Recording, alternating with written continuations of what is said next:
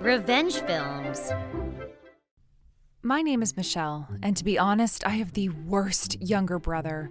My little brother Kevin was a show-off, and he loved being complimented by people and having people tell him how amazing he was. He loved to be the center of attention. On one hand, I do think it's a wonderful thing to put your all into whatever you do and to be able to receive words of praise from people when you're able to produce good results from your hard work. And if you are kind to others on a daily basis, and people who are kind without asking for anything in return, I do believe that it makes sense for people like that to receive high praise from others. If that's what my brother was like, then it would be understandable. However, he was different. He would purposefully show that side of himself to others just to receive words of praise from people, but none of it was genuine. The only times that he would ever help out at home was whenever we would have guests over, and whenever we would run into his classmates at the supermarket. Those were the only times that he would hold the grocery bags. In any situation, he would simply use his family, and he would do whatever he could so that he would be the one who gets complimented. I was really fed up with this brother of mine, and this younger brother, who always wanted to be praised by everybody, would eventually cause an incident that was a disaster. Around this time, my little brother was in middle school. He had a crush on a popular girl in his class named Jessica. Apparently, Jessica loved her grandfather and grandmother, and she was practically raised by them. When she was talking to her friend in class about the type of guys she likes, she answered that she likes people who can be kind to others just like her grandparents are. As she was having that conversation, my little brother overheard, and he thought that if he could show them getting along with his own grandfather, then he would be able to gain some points in his favor. And so he found out the day that Jessica was heading to the department store with her friends, and he forced our grandpa out of the house. Our grandpa had bad hips and bad knees and could barely walk out of the house, but Kevin forced him out. On that day, it was raining very heavily, and the streets were already difficult enough to walk down. Because I was at my after-school club, I wasn't home on that day, but apparently the rest of the family told Kevin that he wasn't to take our grandpa out of the house on a day like this, and that it was too dangerous.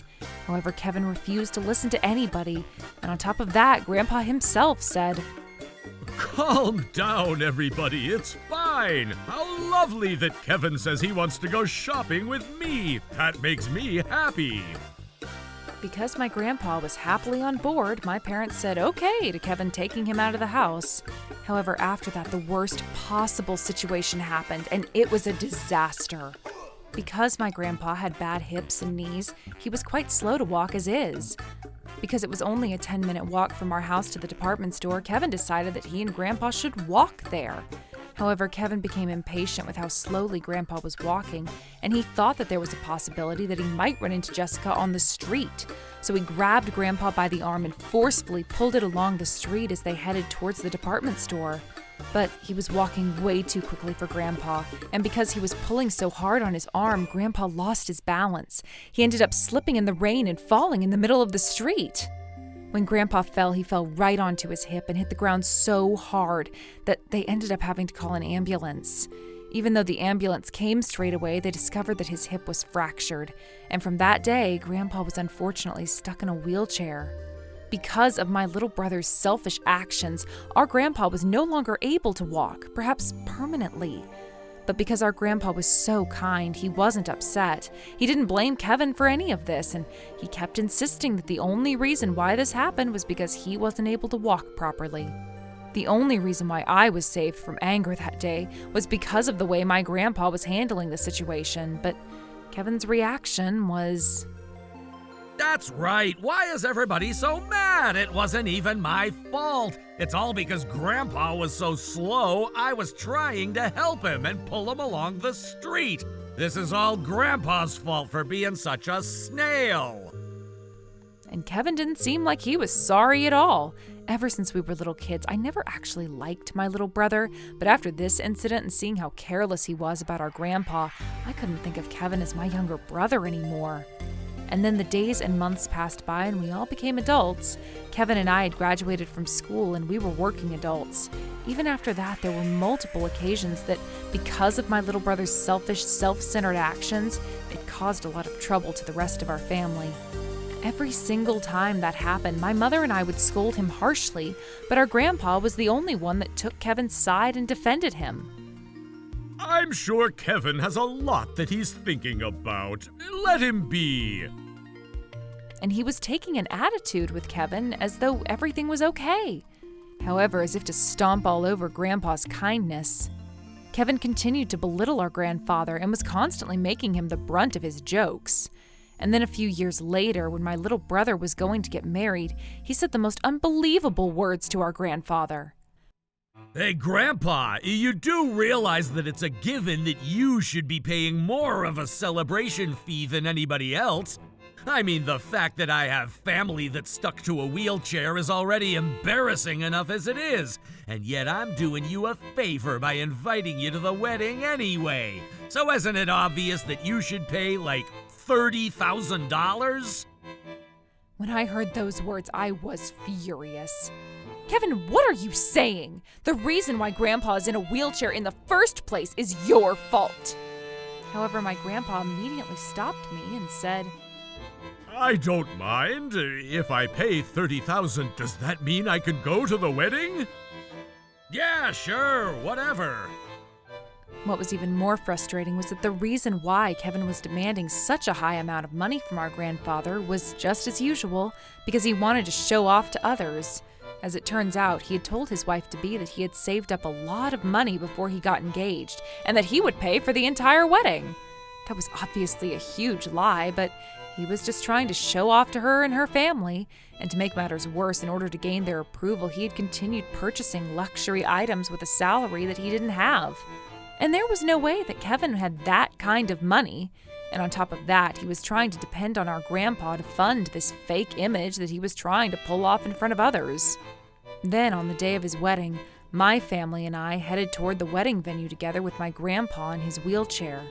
However, when we arrived, my little brother was there, who had arrived a few months before us, and he was waiting for us, completely pale from head to toe.